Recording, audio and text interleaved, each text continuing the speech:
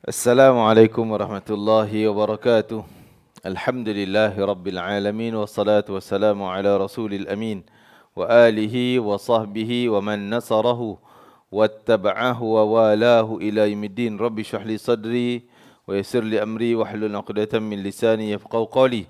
Nawayna ta'allum wa ta'lim wa tadhakkura wa tadhkir wa naf'a wal intifa' wal ifada wal istifadah wal hatha ala tamassuk bi kitabillah وسنة رسول الله والدعاء إلى الهدى والدلاة على الخير ابتغاء مرضات الله وقربه وثوابه ومغفرة ورضوانه وحسن الخاتمة عند الموت ورفع الدرجات في الجنة ومرافقة سيدنا محمد صلى الله عليه وسلم وابتغاء شفاعة يوم القيامة على هذه النية وكل نية صالحة شاملة خيرات الدنيا والآخرة وإلى حضرة سيدنا محمد صلى الله عليه وسلم. الفاتحة. أعوذ بالله من الشيطان الرجيم. بسم الله الرحمن الرحيم. الحمد لله رب العالمين الرحمن الرحيم مالك يوم الدين إياك نعبد وإياك نستعين اهدنا الصراط المستقيم صراط الذين أنعمت عليهم غير المغضوب عليهم ولا الضالين آمين. Alhamdulillah, syukur kepada Allah SWT. Kita teruskan pengajian kitab Fiqhul Manhaji jilid pertama berkaitan dengan fiqh ibadah. Kita dalam tajuk perkara yang membatalkan salat. Ada beberapa perkara yang telah dibincangkan. Kita sambung yang keenam. Berhadas sebelum salam yang pertama. Okay. Salat akan batal sama ada berhadas dengan sengaja ataupun terlupa kerana ketiadaan satu daripada syarat solat. Maksudnya dah batal wudu, hilang satu syarat sah. Syarat sah solat adalah suci daripada hadas kecil dan hadas besar. Bila kita dah terkentut berhadas, berarti kita dah sedang berhadas, batallah sembahyang. Iaitu suci daripada hadas sebelum sempurna semua rukunnya. Sebaliknya, jika berhadas selepas salam yang pertama dan sebelum salam yang kedua, solat itu dikira telah berakhir dengan sah. Inilah hukum yang disepakati oleh semua Islam. Dalam hal ni ada khilaf. Selepas kita bagi salam pertama, kentut, lepas itu nak salam kedua, sama ada batal atau tidak, tu ada khilaf ulama. Yang majoritinya, kebanyakannya pilih kata tak batal. Tapi ada juga ulama mengatakan batal sebab kita belum salam kedua kan. Berarti solat kita ada lagi kaitannya, maksudnya tak putus lagi. Walaupun salam kedua tu sunat je. Okey, cara nak elak daripada khilaf. Cara nak elak. Kalau kita terkentut selepas salam pertama, kentut, jangan bagi salam kedua. Dah selesai solat. Kira tamat dah. Tak payah salam kedua. Kalau salam kedua juga batal ke tidak? Kalau ikut pandangan ni, dia kata tak batal. Kalau bagi juga salam kedua tu. Cuma, mungkin kita akan tertimbul ragu-ragu. Kan? Ragu-ragu, batal ke tidak? Jadi kalau ikut sebahagian pandangan yang lain mengatakan batal. Lebih baik kita elak. Tak bagi salam kedua. Bagi salam pertama aja. Lepas tu kentut pun tak apa. Kan? Dah selesai solat kita. Okey, jelas ha? Tu nak, dia bila ada khilaf, batal tidak, lebih baik kita elak. Jangan buat. Supaya orang kata apa? Lari daripada khilaf. Kan? Lari daripada khilaf. Okey. Sebenarnya berdehem yang ke tu nombor apa? 7 5 1 1 7 kan? Berdehem, tertawa, menangis dan mengerang jika terkeluar dengan jelas bunyi 2 huruf daripada setiap perbuatan tersebut.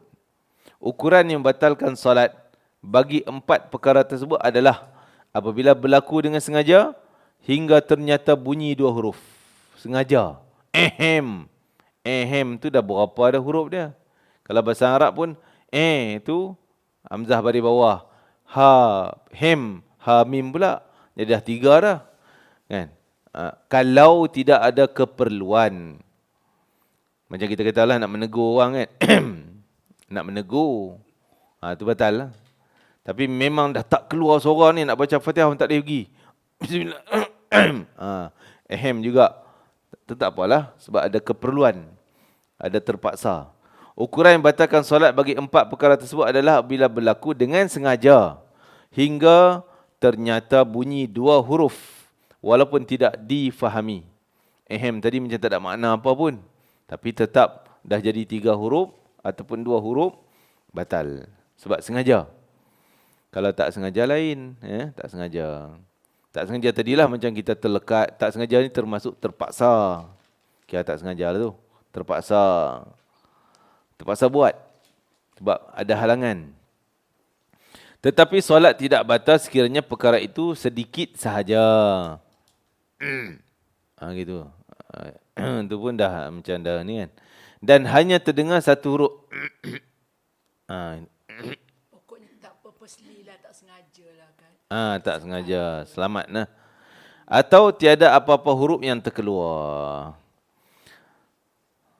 Begitu juga termasuk batuk kalau sengaja. Contoh kita batuk. Memang betul-betul lah. Lepas tu sengaja tambah satu lagi. Kan? Yang tambah tu tak gatai mana pun. Tak gatai kengkung pun. Tapi saja pergi tambah. Kan? Bab tak sengaja, tak batal. Sengaja, batal. Itu cerita dia.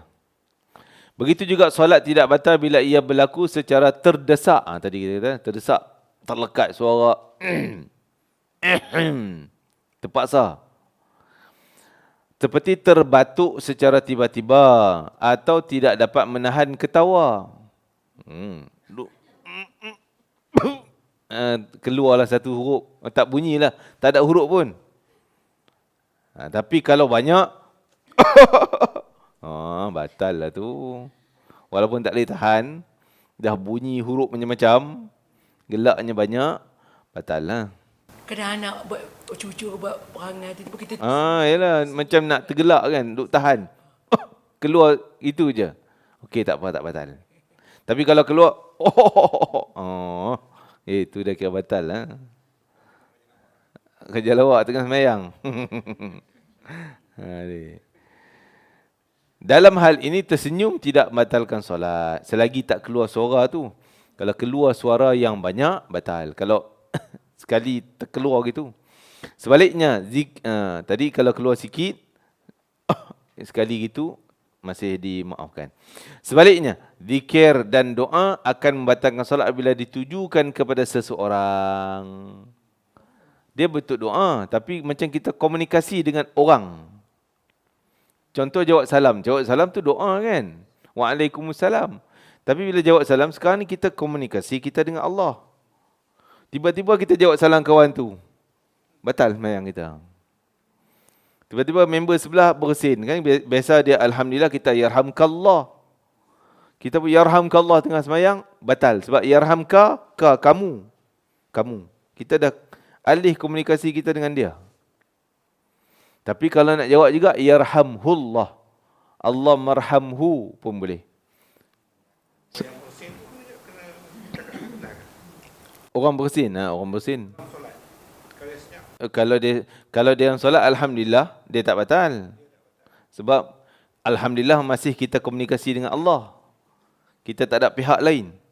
Tapi kawan yang yarhamkallah ni, batal. Sebab apa? Yarhamka.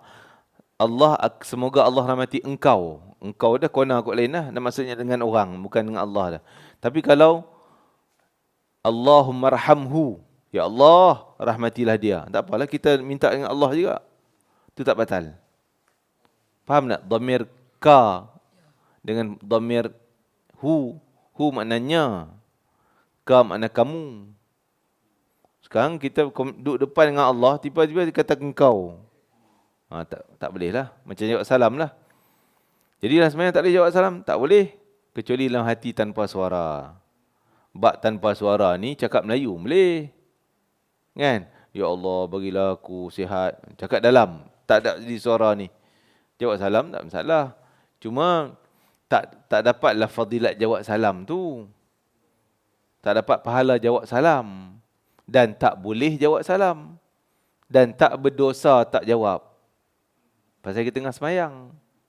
Faham? Bermakna macam ni, ya Allah, untuk Allah, domain yang orang ketiga lah, tak nampak. Orang ketiga, nya. Ya Allah rahmatilah dia. Dia tu nya kan. Maksudnya kita masih komunikasi kita dengan Allah. Kan? Bukan dengan dia. Katakan orang tu sedang sedih, jadi bila dia solat tu automatik dia nangis. Kalau benda bukan kawalan kita, tak batal. Kita tak boleh kawal benda tu. Bila dia menangis, dia sedih, keluar air mata. Bila dia solat, dia rasa macam sayu terus. Yalah, bukan tak boleh kawal kan benda tu kan. Kalau benda sengaja, batal. Benda yang tak boleh kawal kan. Bila seduh. Kalau benda yang tak boleh kawal lah, kita tahan pun dia keluar juga. Yang tu tak batal lah. Itu bermakna macam, kalau kita faham bahasa tu, kita tak akan boleh kecuali tengah doa, ada yang mengatakan, Tak. Dia walaupun kita sedih tadi ni pasal anak marah contoh kan. Bergaduh suami. Lepas tu kita semayang sedih tu dalam semayang. tak batal lah. Luar kawalan. Maksud tak mampu nak kawal benda tu. Sengaja tak boleh lah. Bab sengaja batal lah. Tak boleh. Sengaja tak boleh nangis. Menangis. Dia memahami ayat sampai dia menangis. Tak apalah. Bukan dia buat menangis. Menangis tu datang. Luar kawalan dia. Kita batuk luar kawalan kita. Memang terjadi. Bersin terjadi. Ya. tapi orang yang mendengar, jemaah yang mendengar, yang dia memahami dengan cara dia membaca cakap tu, kita pun jadi sedih tu pun sedih menangis. Tak apa. Kita pun untuk nangis. Tak apa. Zikir dan doa akan batalkan salat bila dituju pada seseorang seperti menyebut yarhamkallah. Semoga Allah merahmatimu. Mu tu bukan Allah. Mu tu kawan yang bersin tu. Tu batal lah. Kerana ia dianggap percakapan sesama manusia yang tidak wajar dicampur dalam solat. Dalam solat kita dengan Allah aja. Kecuali komunikasi dengan Rasulullah boleh. Dalam solat. Kalau kita baca Assalamualaikum ayyuhan nabi wa tahiyat kan. At-tahiyatul mubarakatuh salatul tayyibatu lillah. Assalamualaikum. Ka tu Nabi tu. Salam sejahtera ke atas engkau, wahai Nabi. Tengok. Cakap dengan orang lain tak boleh. Dengan engkau ya Nabi, boleh. Tak batal. Kan? Kita salawat Nabi dalam semayang, tak batal. Satu ketika masa kami di Madinah, tak ingatlah tapi pernah berlaku. Imam tu baca ayat innallaha malaikatahu salluna 'alan nabi ya ayyuhalladzina amanu sallu 'alaihi wa sallimu taslima. Makmum belakang Allahumma salli 'ala sayyidina Muhammad wa 'ala sayyidina Muhammad. Okey. Jadi saya pun salawat juga. Keluar tu ustaz ni kan Masjid Nabawi ada syekh-syekh mengajar kan. Semua hantam. Siapa yang salawat tu batal semayang dia. Saya kata mana batal pula? Salawat pada Nabi. Dan salawat kita bukan khitab. Khitab ni bukan engkau. Kan? Kalau dengan engkau dengan Nabi pun dalam semayang Assalamualaikum. Salam sejahtera ke atas engkau wahai Nabi. Ayuhan Nabi wa rahmatullah. Boleh pun. Dengan Nabi boleh. Dengan lain tak boleh. Jadi salawat tadi sah tak? Sah tak ada. Membatalkan semayang. Jadi dia orang tu tak ada. Nabi tak pernah salawat dalam semayang. Batal semayang. Kan salawat tu lepas tahiyat tu ada salawat. Jadi kita beritahu jemaahnya risaulah. Tak ada apa. Kita menyambut tu kan. Kita jawab. Sebab Nabi ajar kita bila baca Quran, sampai pada ayat neraka, minta jauh dari neraka. Sampai ayat syurga, minta syurga. Allahumma inna nas'aluka al-jannah. Na'udzubika minan nar. Sampai katalah wastaghfirillah, minta ampun, astaghfirullahalazim. Sampai dekat sallu ala ya alladzina amanu sallu alaihi, selawatlah kamu. Kita pun Allahumma salli ala sayyidina Muhammad sebagai jawapan, tak batal semayang. Kita baca apa? Inna watin wa zaitun. Apa penghujungnya? Alaihissallahu bi ahkamil hakimin. Bala wa ana ala dzalika min syahidin. Kan? Betul ayat surah Rahman, fa bi ayyi ala'i rabbikuma tukadziban. Yang tu sekurang-kurang jawab amanna billah. Amanna billah, kami beriman dengan Allah. Amanna bika pun tak apa, kami beriman dengan engkau ya Allah. Amanna bika ataupun amanna billah. Kan? Tapi kalau ikut jawapan jin punya jawapan lagi bagus. Satu ketika Nabi baca surah Rahman, kan ulang fa bi ayyi ala'i rabbikuma tukadziban banyak sampai 30 kali. Sahabat dengar sedap tak jawab apa, diam. Nabi kata jin lebih baik daripada kamu. Jin jawab. Apa jawapan jin? Apa?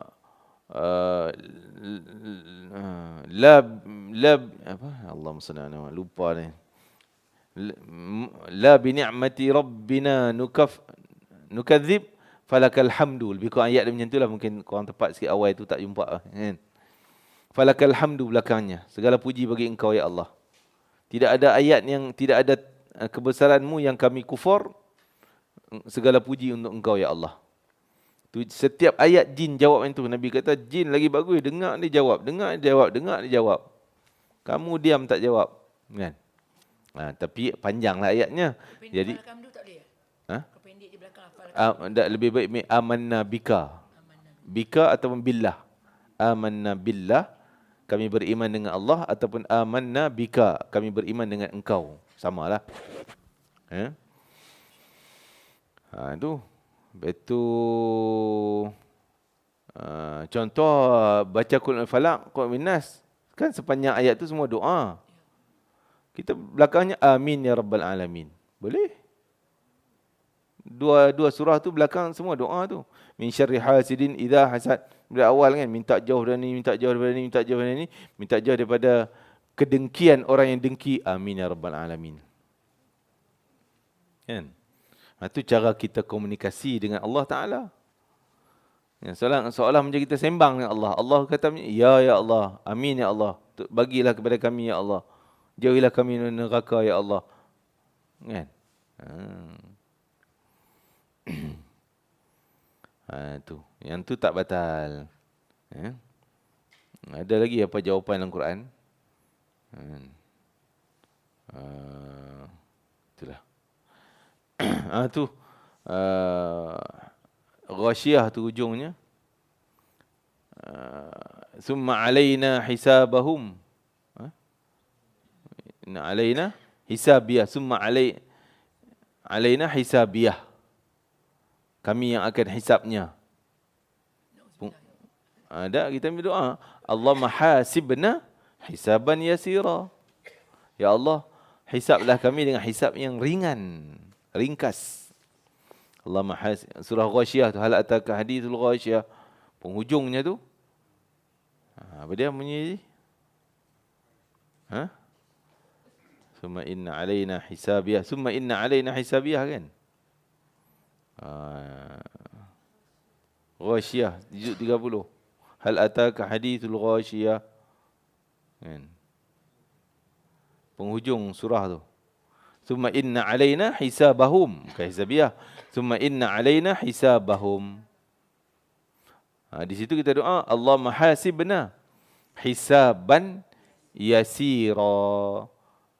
Ya Allah, hisablah kami dengan hisab yang ringan-ringan, mudah-mudah, ringkas-ringkas. Kan? Lepas itu surah Fajri. Wal fajri wa layalin ash. Penghujungnya. Itu ya ayyatuhan nafsul mutmainnah irji'i ila rabbiki radiyatan mardiyah fadkhuli fi ibadi wadkhuli jannati. Makna dia apa? Wahai jiwa yang tenang, kembalilah kamu kepada Tuhan kamu dengan penuh keredaan dan diredai. Maka masuklah kamu dalam hamba-Ku dan masukkanlah aku dalam syurga, masuklah kamu dalam syurga-Ku. Kita pun doa, Allahumma inna nas'alukal jannah. Ya Allah, masuklah aku dalam syurga. Amin boleh? Amin boleh? Macam amin Fatihah tu kan ya Quran. Waladdallin, amin. Amin tu bukan Quran. Amin tu doa. Kan? Kalau kita faham macam ni, Amin je. Kan dia dah bentuk doa. Macam kita baca Rabbana atina fid dunya wa minhum man yaqulu Rabbana atina fid dunya hasanah wa fil akhirati hasanatan wa qina adzabannar. Amin ya rabbal alamin. Boleh? Jangan salah pula ayat sebelum tu. Minan nasi man yaqulu Rabbana atina fid dunya wa ma lahu fil akhirati min khalaq. Kita pun amin. Padahal Allah sindir tu. Ada orang datang main nak doa, ya Allah, bagilah aku dunia ni, dunia tu, dunia ni, dunia tu. Tapi akhirat dia tak doa langsung. Kita pun amin. Kan tak kena. Jadi kena faham lah. Dekat-dekat lah. Dia nak ceritanya orang pergi Mekah, yang ada pergi minta dunia. Minta naik pangkat, minta nak menang pilihan raya, minta nak ni. Yang tu dia minta. Kan? Akhirat tak minta langsung. Allah kata apa untung dia? Pergi minta benda tu je. Sebahagian mereka yang beruntung, dia minta Rabbana atina fid dunya hasanah wa fil akhirati hasanah wa qina adzabannar. Yang tu baru kita amin. Kan?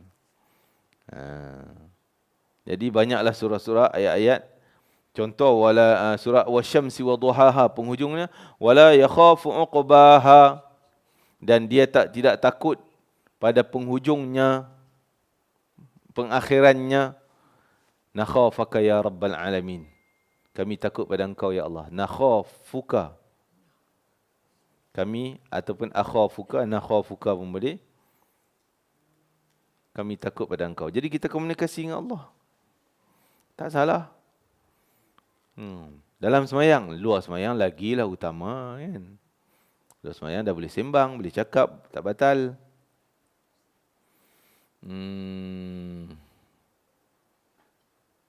Wadduha, ujung ayat wadduha, wa amma bi ni'mati rabbika fahadi, adapun nikmat Tuhan engkau maka ceritalah, sebarkanlah.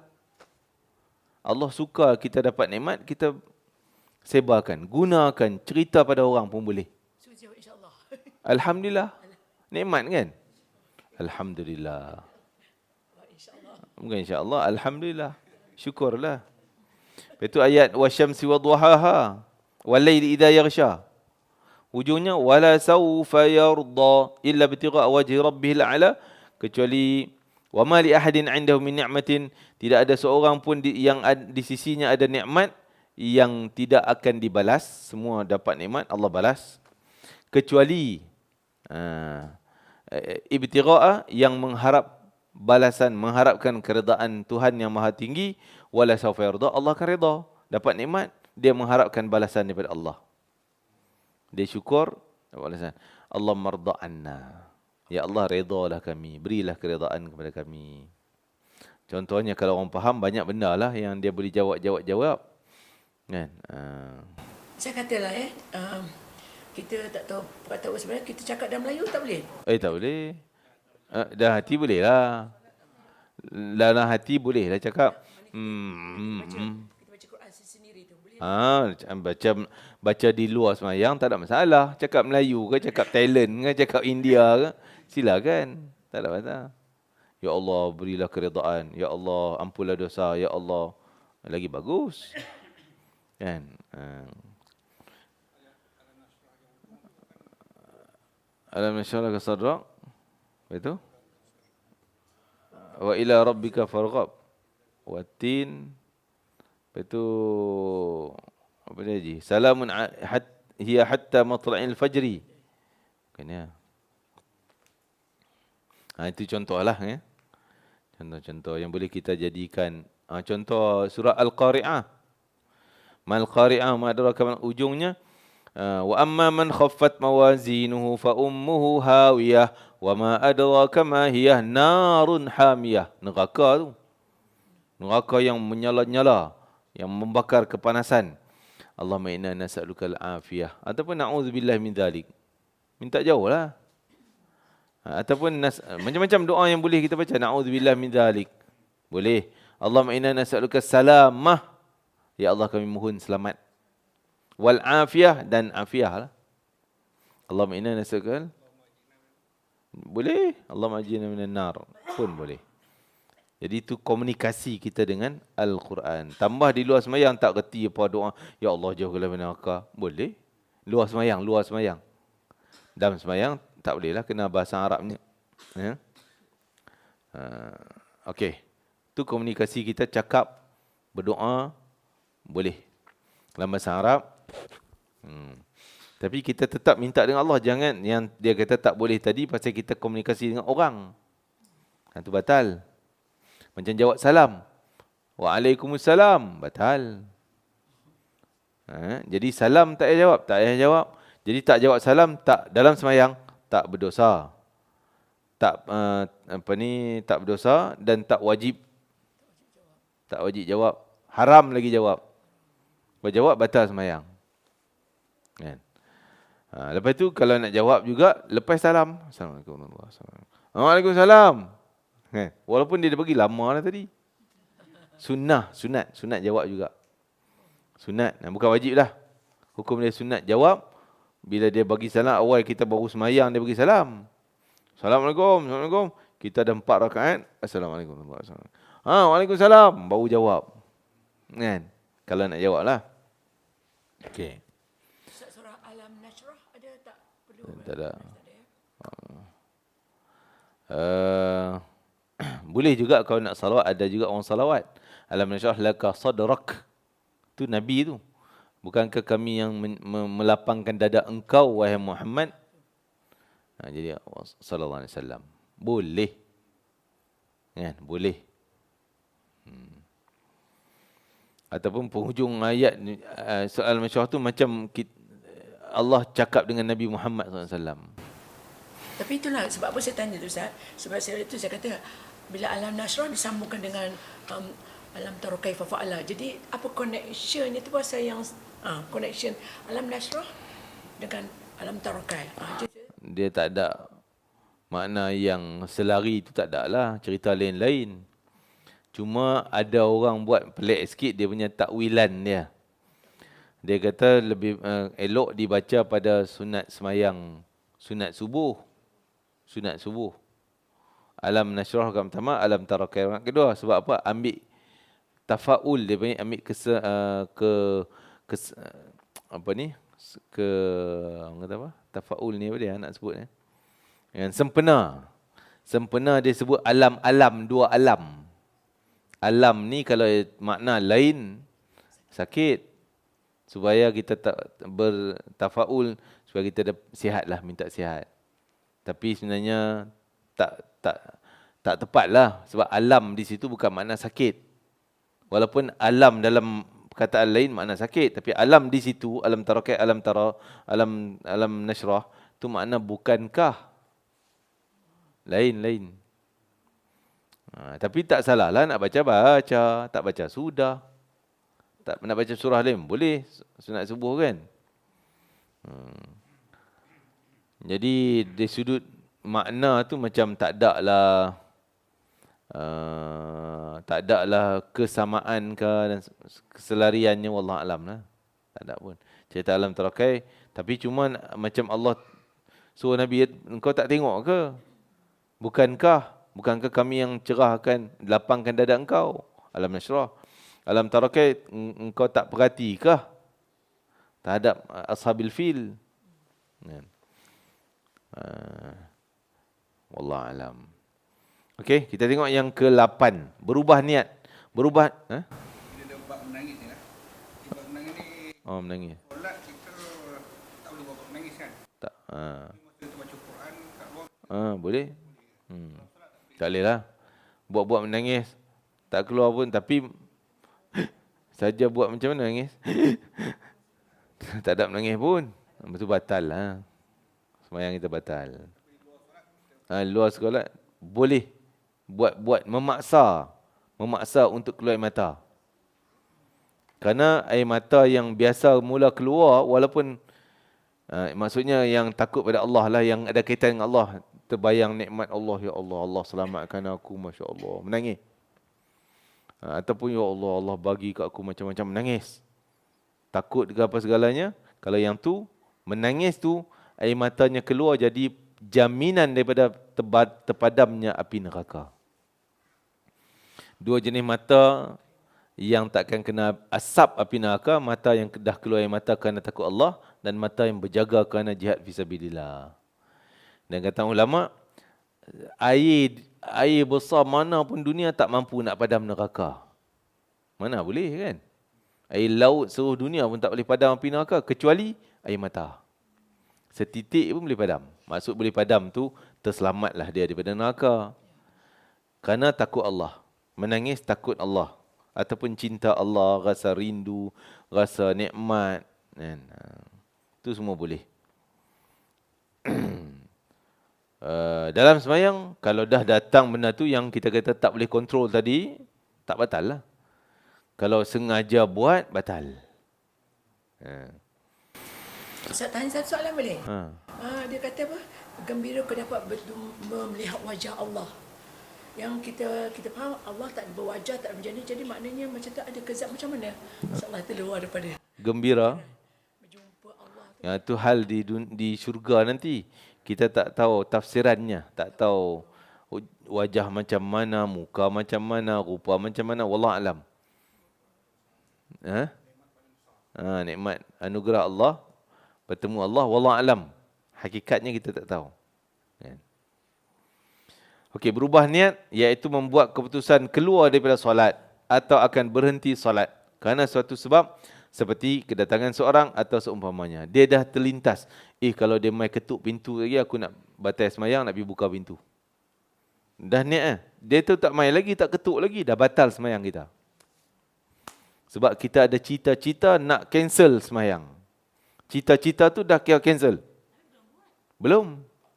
Kalau hujan turun nak pergi angkat kain. Kan? Hujan tak mai lagi. Batal dah semayang dia. Biasa melintas macam tu Ustaz. Lintas lain. Ni azam. Niat sungguh-sungguh nak buat ni. Kalau terlintas hujan, itu lintasan lain. Kalau terlintas macam tu, kita astaghfirullahalazim. Tak, aku nak teruskan semayang sampai habis. Nak buat semayang sampai habis. Tapi azam ni, sungguh ni kalau datang hujan ni nak pergi angkat kain. Orang ketuk main nak buka lagi. Mesti nak buka. Tak apalah, batal dulu tak apa. Nak semayang lain. Duk cakap seorang-seorang tu kan. Ada cita-cita sungguh nak batalkan semayang. Batal lah tu juga. Jangan dah. Apa lagi? Contohnya niat. Alamak, gas tak tutup. Kan? Dapur api tak tutup. Kalau bunyi menggelegak lagi nak pergi tutup. Batal dah semayang dah. Kan? Sebab ada cita-cita sungguh. Niat ni sungguh-sungguh. Tapi kalau terlintas, api tak tutup kalau macam mana lagi. Itu tak masalah lagi. Berubah niat tadi. Jadi kalau terlintas, Allah mak hujan tak angkat kain lagi. Tak, aku nak semayang sampai habis. Nak semayang juga. Kan? Allah mak tak tutup api, nak semayang sampai habis. Kan? Kalau cepat tak semayang habis lah. Nak semayang habis lah. Cepat apa semua kan. Semayang habis tu. Bukan nak batalkan semayang. Nak lajukan semayang tak apa. Oleh itu solatnya terus batal. Sebaik saja ada niat tersebut. Hal ini kerana solat tidak sah. Melainkan dengan niat yang tetap. Tetap nak habis sampai habis. Dan ia bertentangan dengan perubahan tersebut. Okey. Yang ke berapa tu? 9 ni. Nombor ni kena keliru saya pun. Membelakangi kiblat. Menghadap kiblat adalah salah satu syarat asas daripada syarat solat. Perbuatan membelakanginya akan batalkan solat. Sama ada yang sengaja, disengajakan atau dia dipusing oleh orang lain secara paksa. Maksudnya tak boleh nak patah balik lama. Dalam kadar yang lama. Orang main, macam tu biar lama dia nak pergi tak boleh batal. Tapi kalau dia, patah balik. Macam contoh orang tolak kan. Kita semayang orang menjalan Masjidil Haram, orang tolak bau kita. Pusing balik, cepat-cepat. Okey, teruskan semayang. Tak batal. Contoh, naik kapal. Semayang atas kapal. Kalau kapal terbang, dia stay. Dia tak macam tu. Kereta api. Mana ada kereta api? Kadang-kadang kot ni. Kan? Ataupun kapal laut, boat ke. Dia berpusing-pusing. Kalau gitu, kita kena pusing arah kiblat. Tapi maksudnya dia masih ke depan Ustaz. Kalau pusing dia kan pokoknya memang. Iyalah tadi masa macam tu. Tak boleh ya. Kalau kita tahu kita kena adjust badan bagi terus. Lepas tu dia pusing balik, kot ni balik. Adjust balik. Kot ni pula. ikut ni pula. Kan? Jadi apa tu sembahyang atas kapal macam tu. Kapal. Pusing-pusing. Naik kereta api ke, pusing-pusing. Tapi kalau kita tak sedar, serah pada Allah. Memang kita tak tahu kan. Kadang-kadang kereta api ataupun kapal, dia macam tu sikit, kita tak sedar. Dan kita tak sedar, dimaafkanlah. Tak tahu. Kalau kapal terbang, dia memanglah, dia tak macam tu. Dia stay sampailah 4 rakaat kan. Selesailah 2 rakaat. Okay. Menghadap kiblat adalah salah satu syarat tadi. Dia pusing. Apa tak nak sebut satu benda tadi. Dalam keadaan sengaja, solat akan batal serta-merta. Kalau sengaja pusing, yang kira pusing tu tak boleh lari dari kiblat, dadah. Bukan muka. Muka tak membatalkan sembahyang. Kalau kita waladdallin amin. Bismillahirrahmanirrahim. Qul huwallahu ahad. Allahu samad. Lam yalid wa lam yulad wa lam yakul lahu kufuwan ahad. Tak batal. Kan? Makruh lah hukum dia. Hilang khusyuk dan sebagainya. Jadi dada tu yang wajib menghadap. Dalam keadaan sengaja solat akan batal serta-merta. Manakala dalam keadaan dipaksa pula, solat tidak batal kecuali jika dia terus stay situ. Orang paksa tadi lama situ, tak boleh patah balik. Boleh lah. Tanpa segera menghadap balik ke kiblat. Penentuan sama ada lama membelakangi kiblat atau tidak ditetapkan oleh tanggapan umum. Ini tanggapan umum maksudnya pandangan orang ramai. Ui, lama sangat kau pusing kot tu, batal lah tu. Semua orang cakap macam tu, kita kena buat sembahyang lain lah. Kalau orang kata tu sekejap je, tak batal pun. Okey. Jadi pandangan uruf diambil kira juga dalam hal hukum. Nak menentukan lama ke tak lama. Tapi kita sendiri boleh anggap kan, lama sangat dah terpusing ke sana. Okey, bab kiblat, apa lagi? Kecuali terpaksa yang kira sembahyang sah, macam kita kata menghormati waktu. Seperti dia kena ikat kat pokok, kiblat kat sini, dia kena ikat menghadap sini, tak boleh nak pusing kat tu. Dia sembahyang juga dalam hal keadaan yang macam tu, sah untuk sementara waktu. Sehingga kalau dah boleh dia bebas, nanti dia dah boleh menghadap elok, qada balik lah. Kan? Qada balik. Ataupun dia terlentang kat katil hospital, eloknya kena angkat kepala, kaki menghadap kiblat. Kalau dia terbaring kan, kalau baring, kalau boleh, katil tu biar kaki ke arah kiblat. Bukan kepala. Kira-kira kalau kita boleh bangun, menghadap terus. Kaki menghadap. Itu pun tengok, kalau katil yang boleh pusing-pusing lah. Kan? Kalau tak boleh, sembahyang keadaan yang dia duduk situ lah. Keadaan dia yang boleh buat. Boleh, tapi kita panggil sembahyang menghormati waktu. Kena qada balik nanti. Bila sihat, dah boleh menghadap kiblat, qada balik. Tapi secara ansuran lah. Maksud sikit-sikit lah. Sembahyang zuhur pula, asar pula, maghrib pula. Ataupun satu hari tu, lepas subuh buat 5 waktu. Boleh juga cari sikit. Kita pergi umrah atau semua naik flight kan. Kita selalu buat kasar kan. Tapi kita tak menghadap. Pergi menghadap ke kiblat lah. Balik kan. Belakang kan. Ya. Tak kembali tu macam mana? Pusing dulu ke macam mana? Tak. Kita kalau boleh sembahyang menghadap terus ke kiblat. Kalau Saudi Air dia ada surau belakang kan. Okeylah, boleh menghadap, kita boleh pusing badan kita kok mana pun. Kalau tak boleh, kita takbir keadaan yang biasalah. Dah kiblat belakang, takkan nak pusing tengok member belakang tu. Allahu Akbar, baru duduk. Tak, duduk terus je. Allahu Akbar. Kan? Kena qada lah, kena qada. Tu kira dia menghormati waktu. Susah. Kalau tak boleh ambil wuduk, semayang tanpa wuduk. Jangan tak semayang. Tak boleh ambil wuduk, kira tak boleh ambil wuduk lah. Susah dan memang tak boleh, dia orang tak bagi. Kalau tak boleh, semayang tak ada wuduk. Semayang tak menghadap kiblat. Semayang tak tutup aurat. Dah tak boleh nak pakai, kita pakai ni dah sana dah sini contohnya. Contohlah kan. Jadi semayang gitu, nanti sampai bawah qada balik. Sampai tempat yang boleh semayang sempurna, qada. Jadi qada semayang musafir kan buat 2 rakaat jamak. Kalau kita qada dalam keadaan kita masih musafir, boleh buat dua. Faham?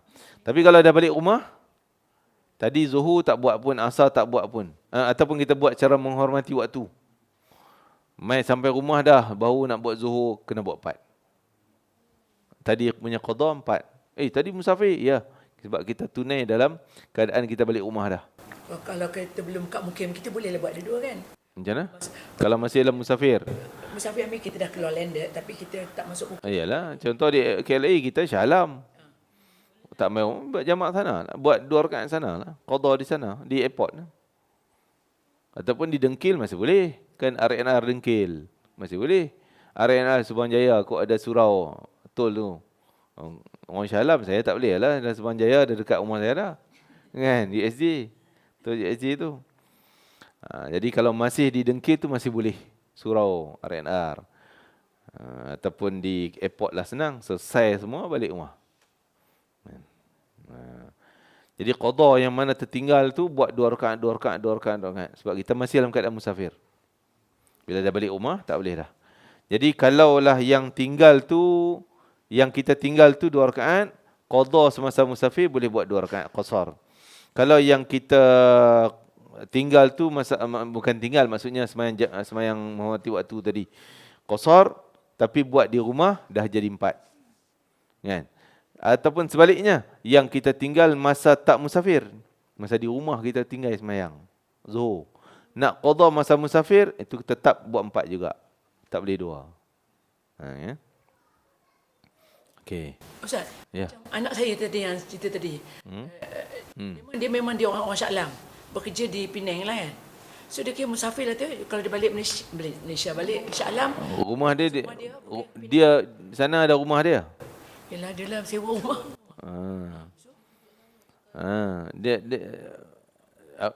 Dia kahwin tak? Maksudnya bukan mana nak tanya tu. Tak, dia bekerja. Macam Sayyidina Osman bin Affan, dia duduk Madinah. Sayyidina Osman datang ke Mekah masa tahun 6 Hijrah tu, yang Nabi tak boleh buat umrah, dia masuk Mekah. Dan dia tak sembahyang jamak. Sebab apa? Orang tanya, pasal apa engkau daripada Madinah? Aku ada isteri sini. Jadi rumah isteri tu rumah dia. Dah sampai rumah dia. Dia kira rumah dia juga. Macam balik rumah dia. Jadi bila sampai rumah dia, dia tak boleh jamak. So bab anak saya ni tadi yang solo. Itu kita tanya kahwin ke tidak. Solo. Kalau masih dikira ni kira rumah dia juga, masa sampai rumah tak boleh lah. Oh tak boleh ya?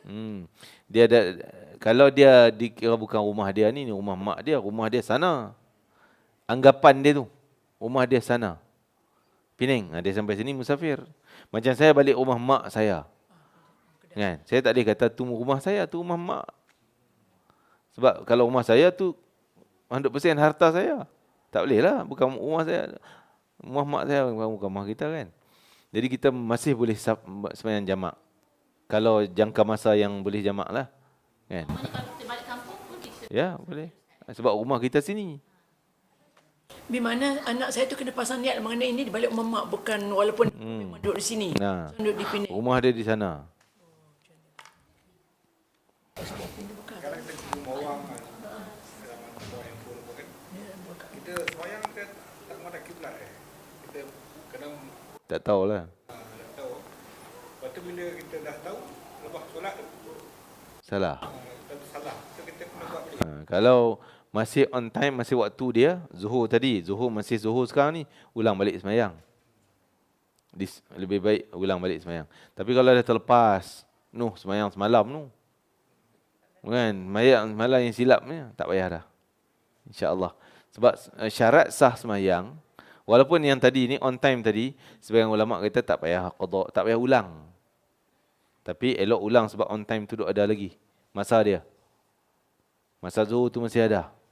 Ulang sekali lagi. Tapi yang terlepas tak payahlah. Anggap dah sah. Sebab syarat sah semayang, dia kena menghadap kiblat dengan yakin. Tadi dia menghadap yakin dah. Ni kiblat. Yakin ni. Tengok agak-agak lah matahari naik kot ni, pergi kot tu. Ni. Kita pun semayang dengan penuh keyakinan. Dah yakin, kira sah. Selesai semayang dah sah. Tiba-tiba orang kita, dak kot ni. Salah tadi. Dah lepas tak apalah. Tadi kita yakin dah yang tu. Buktinya, Bila perubahan kiblat daripada Baitul Maqdis ke Mekah, masih ada sahabat waktu perubahan kiblat tu Zuhur. Masih ada sahabat Asar, Maghrib, Isyak sembahyang ke Baitul Maqdis. Sampai subuh baru tahu. Oh, dah berubah kiblat. Dah lepas subuh. Berubah kiblat. Jadi Nabi tak suruh qada pun yang lepas. Dah terlepas sudah. Anggap waktu tu dah sah. Okey. Apa lagi? Kita dalam kapal terbang dia. Kita ada tutup rumah waktu kan. Tapi kita sampai rumah habis dah waktu. Sebab kita tak yakin. Kita yakin memang kiblat sana. Keyakinan kita. Kita tahu kita kiblat salah. Tapi dah tak boleh nak berubah. Tak boleh nak sembahyang ke sana. Faham tak? Yakin kita tu. Kalau kita yakin kata kiblat memang menghadap arah kapal terbang ni. Memang kiblat sini lah. Memang tahu-tahu silap. Rupanya kiblat belah sana. Tu lain. Sah dah tadi sebab keyakinan. Sekarang ni kita tahu kiblat sana memang dah tak boleh pergi sana, nak terpaksa sembahyang kot ni. Yang tu yang kena sembahyang lain qada. Kan? Satu lagi Ustaz. Tempat parking. Baik. Masalah. Dua perempuan di tempat parking. Dua perempuan? Dua perempuan tapi takut menunggu orang lah. Takut nak sembahyang nak waktu. Waktu nak habis ke. Jadi kiblat memang betul lah kita tengok tu kan. Tapi keadaan tu berduduk. Sebab walaupun ada tempat kita boleh duduk, tapi kita tak berani. Sebab tempat parking tu sunyi kan. Kita takut duduk kereta. Adakah itu kena ganti ataupun kita... Kena. Sebab kita masih ada kemampuan untuk cari tempat yang betul. Tak boleh kalau nak keluar tak berani. Bawa kereta pergi Petronas. Contohlah, pergi surau ni. Masih ada kemampuan. Bukanlah kita kena penjara, kena tambat dalam tu. Kalau kena tambat dalam tu, sah dengan kita. Sekarang kita ada kemampuan, boleh kona kereta pergi sana. Kan? Ataupun keluar kereta pergi cari surau dalam bangunan. Tempat kita tahulah kan. Kena qada tu. Sembahyang tu. Ya. Saya ada keliru tentang ada beberapa pendapat sekarang ni. Apa hak kita kalau kita balik ke kampung? Kita balik kampung sebagai musafir. Macam mana? Maksudnya kita balik kampung, tapi ialah kita duduk di sini lebih daripada 9 tahun. Ya, betul. Kita sebagai musafir kalau balik kampung, sebab macam-macam pendapat sekarang ni. Wallahualam nak ikut pendapat mana silakan, tapi apa kalau tanya saya ni jawapannya bukan rumah kita. Walaupun mak kita rumah kampung kita dulu, sekarang bukan rumah kita sini, bukan hak kita tu. Maksudnya kita dikira musafir. Musafir. Ada juga ustaz kata kalau kita balik ke kampung lebih pada 3 hari, Yalah. kita sampainya. Lebih 3 hari tu lain lah. Kita pergi hotel mana pun dah lebih 3 hari had musafir. Maksudnya kalau kita pergi luar negara, Kita pergi satu tempat, pergi London. Duduk hotel. Sampai 10 hari duduk situ. Tak boleh lah. Sampai je tak boleh musafir dah. Tak boleh sembahyang dah jamak. Sebab niat kita melebihi 3 hari. Kalau niat kita pergi duduk 2 hari je. Lepas tu nak pindah lepas London pergi Manchester, jauh lah Manchester. Pergi Manchester pula. Jarak tu dah musafir. Sana 2 hari. Pergi pula sana 2 hari. Sana pula 2 hari. Semua tu boleh jamak belakang. Buat jarak jauh. Tapi kalau duduk situ, kita ada convention ke apa, mesyuarat meeting situ, 10 hari. Duduk satu hotel tu 10 hari. Duduk bandar London, mungkin pindah hotel tapi sebelah tu, sebelah ni, sebelah tu, sebelah ni. Tak boleh. Sampai je tak boleh dah. Bukan kita tunggu 3 hari baru, tak boleh. Tak. Sampai landing hari pertama tu tak boleh dah. Tak ada dah. Sebab kita niat, tujuan kita. Tujuan kita berapa hari? 10 hari. Habis. Tapi ustaz, kita sedar kita masih musafir. Tak boleh. Dia niat kita melebihi had musafir. Dikira muqim. Sampai muqim. Bergantung tujuan kita. Kita duduk kat London tu lama misalnya, tapi memang kita musafir lah, kita pun dah terkira. Ya. Perjalanan tak kira lah, tak sampai lagi. Dalam perjalanan tak dikira musafir sebab kita tak sampai lagi. Bila dah sampai hotel tu, check in hotel tu nak duduk 10 hari. Memang kita tahu plan kita 10 hari. Dah terbatal kita punya. Bukan terbatal, dah dikira bukan musafir. Dah lebih. Bukan lepas 4 hari Tak. Oh, tak boleh. Tak. Sebab kita tahu berapa hari kita Kita tahu pagi kita nak stay. Lain kes yang lain, kita memang niat 3 hari je situ ataupun 2 hari je. Hotel tu, lepas tu kita nak pergi jauh sana pula. Tak tahu flight tertunda. Plan 2 hari, pergi sana, flight tunda. Tunda besok, tunda 5 hari, tunda. Selama 5 hari tu boleh safar, boleh musafir lah. Sebenarnya kira jamak. Sebab apa? Sebab kita tak plan. Plan 2 hari je, dah jadi 6 hari, 10 hari. Had tu, ulama' kata hadnya sampai 18 hari. Maksimum. Sebab kita tak tahu, esok kot, Allah tunda lagi, esok kot tak terbang lagi, esok kot ada banjir pula, esok kot ada salji pula. Dah sampai 18 hari, sepanjang tu jamak qasar. Duduk, walaupun duduk satu tempat. itu makna dia tadi tu dia kalau dia nak kata balik kampung 2 minggu, makna dia tak boleh qada lah. Tak boleh lah. Sampai terus sembahyang biasa. Sebab dah niat dia memang nak. Tak boleh sembahyang jamak qasar. Sebab plan kita, contoh saya balik kampung, nak duduk 10 hari. Dah sampai rumah tu tak boleh dah. Sembahyang tamam biasa dah. Masih dikira had musafir. Singgah satu tempat 3 hari. Tu had dia. Dan berjalan tak apa, berjalan memang masih boleh. Kan? Tu tak sampai gitu bab jamak qasar ni. Jamak qasar bab musafir nanti kemudian. Dia masuk tajuk hari ni. Tu. Keliru. Sebab ada yang kata kalau kita yakin kita memang musafir, dia kata kita panjang masa kita boleh. Dah, musafir ada had dia. Jangan dengar ustaz tepi jalan. Kedai kopi kan. Tak boleh. Dia had musafir. Siapa mufti mana takkan keluar fatwa kata duduk 10 hari kira musafir. Had dia ada 3 hari had musafir. Kalau orang tu keluar kata musafir 10 hari, duduk satu tempat 10 hari boleh sembahyang jamak. Itu berarti tak kenal lah, salah lah. Semua orang faham benda tu. Kalau orang ada ilmu. Yang orang confuse sebab Ustaz kata tak boleh pasang niat. Kita kata kampus 10 hari memang dah awal. Tak boleh pasang niat. Dah kita memang kata nak balik kampung. Maknanya kita nak balik kampung 10 hari. Ya, plan bukan niat tu, maksud plan kita berapa hari? 10 hari tadi. Itu dah habis. Tak boleh kan? Plan 10 hari. Sampai-sampai dia tak boleh jamak qasar. Dalam perjalanan boleh. Contoh saya nak balik Jitra, Kedah, kampung saya. Kat Pening boleh jamak, kat Alor-Star boleh jamak. Sebab tak sampai kampung lagi. Sampai kampung saya nak duduk 10 hari. Sampai je dah tak boleh jamak qasar. Tapi saya plan 2 hari, 3 hari je. Sampai rumah tu masih boleh jamak qasar. Sampai 3 hari balik. Nak balik kereta rosak, tak plan. Tunda, pergi baiki besok tak jadi, tak siap juga. Tunda sampai 18 hari maksimum. Boleh. Balik kampung macam tak ada masalah Ustaz macam tu. Bila kita berjalan jauh, Ya, sama. agak sukar lah sebab kita berjalan jauh ni. Macam kita pergi Randa pun bandar dia besar kan. Akan ada 3-4 hari kat situ kan. Maksudnya Yalah. kita dah hilang hak musafir. Macam kita jadi susah juga nak Sebab kita duduk lama. Masa kita boleh rehat, masa kita boleh ni, kan. Walaupun kita ada kerja, tapi itu dia punya hukum safar di situ. Kan? Kita tak boleh nak berubah ikut selera kita. Kita nak ikut hukum pemeka. Dia kalau kata dalam satu hotel. Lepas tu lepas 2 hari tu pindah hotel, tapi dalam kawasan Kawasan sama tak boleh lah. Contoh, kita duduk 10 hari tapi 5 hotel. Tapi hotel kita bangunan ni, lepas tu pindah ke depan tu sampai kat Seksyen 8, hotel Seksyen 8 pula. Lepas tu Seksyen 7 pula, kat Onyx pula.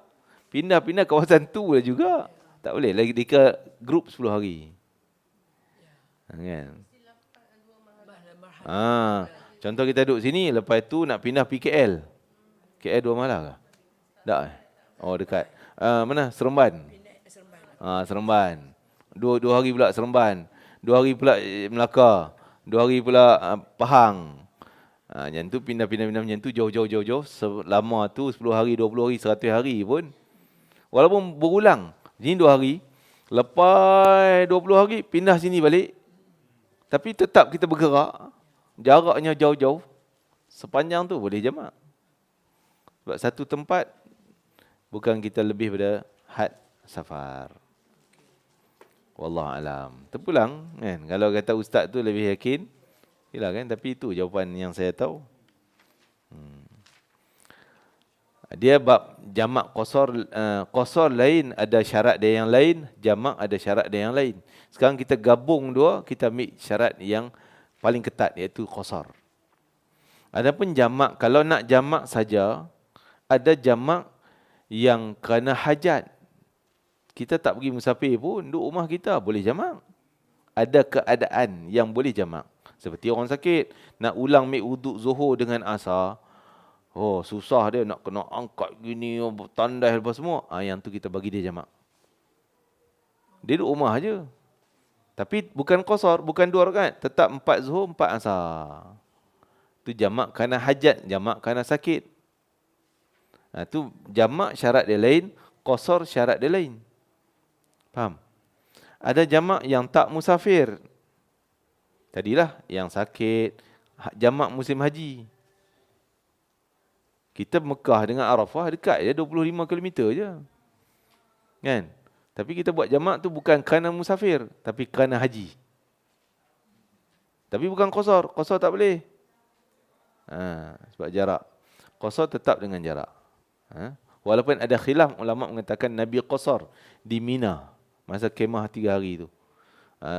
Sebahagian mengatakan Nabi qasar tu sebab Nabi masih dikira musafir daripada Madinah. Nabi duduk tak lama pun. Itu khilaf ulama.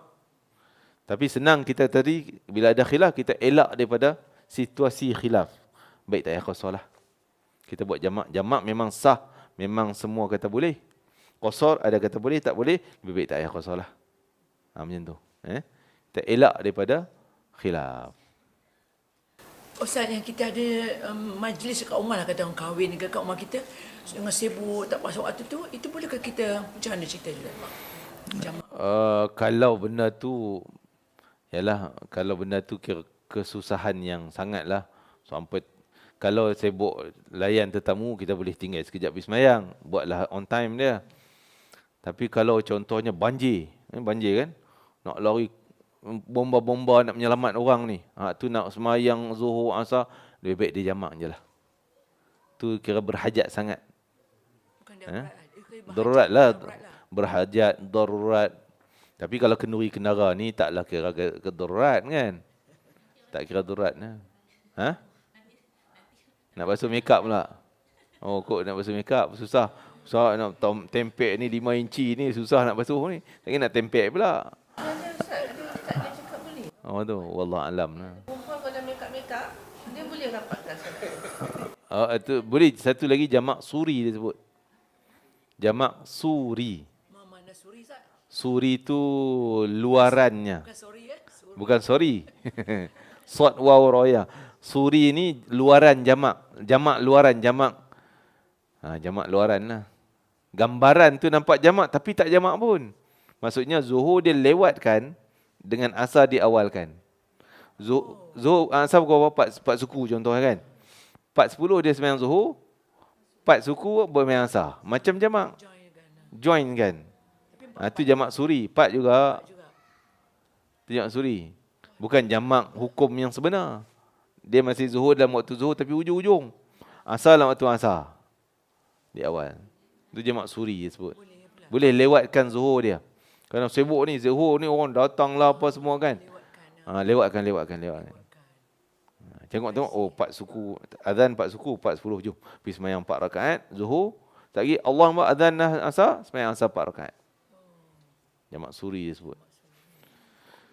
Yang tu sepakat lah, yang tu tak ada masalah, semua boleh. Dia jamak pasal zuhur, asar sebab dia nak meeting dengan asar. Itu tak boleh kan?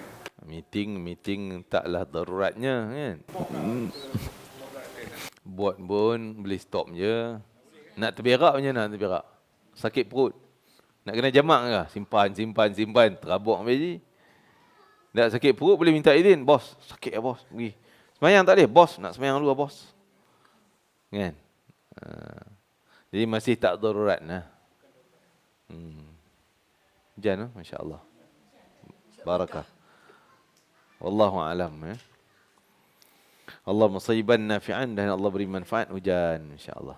Bismillahirrahmanirrahim. Allah anfa'na ma 'allamtana 'allimna ma yanfa'una, barikana fi Allah, barikana fi hadzal yawm, barikana fi jam'ina hadza, barikana fi qira'atina hadhihi, waj'al hujjatan lana la 'alaina, waj'alhu syafi'an lana yawmal qiyamati ya 'aziz ya ghaffar ya arhamar rahimin.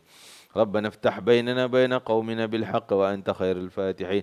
أرنا الحق حقا وارزقنا اتباعه، أرنا الباطل باطلا وارزقنا اجتنابه. اللهم آت أنفسنا تقوى وزكها أنت خير من زكاها وأنت وليها مولاها يا أرحم الراحمين. وصلى الله على سيدنا محمد وعلى آله وصحبه وسلم. الحمد لله رب العالمين. الفاتحة. أعوذ بالله من الشيطان الرجيم. بسم الله الرحمن الرحيم. مالك يوم الدين. إياك نعبد وإياك نستعين غير المغضوب عليهم ولا الضالين آمين. تقبل الله منكم. سبحانك اللهم وبحمدك أشهد أن لا إله إلا أنت أستغفرك وأتوب إليك. سبحانك اللهم وبحمدك أشهد أن لا إله إلا أنت أستغفرك وأتوب إليك. سبحانك اللهم وبحمدك أشهد أن لا إله إلا أنت أستغفرك وأتوب إليك. بسم الله الرحمن الرحيم. والعصر إن الإنسان لفي خسر إلا الذين آمنوا وعملوا الصالحات وتواصوا بالحق وتواصوا بالصبر. تقبل الله منكم. السلام عليكم. Ustaz, scene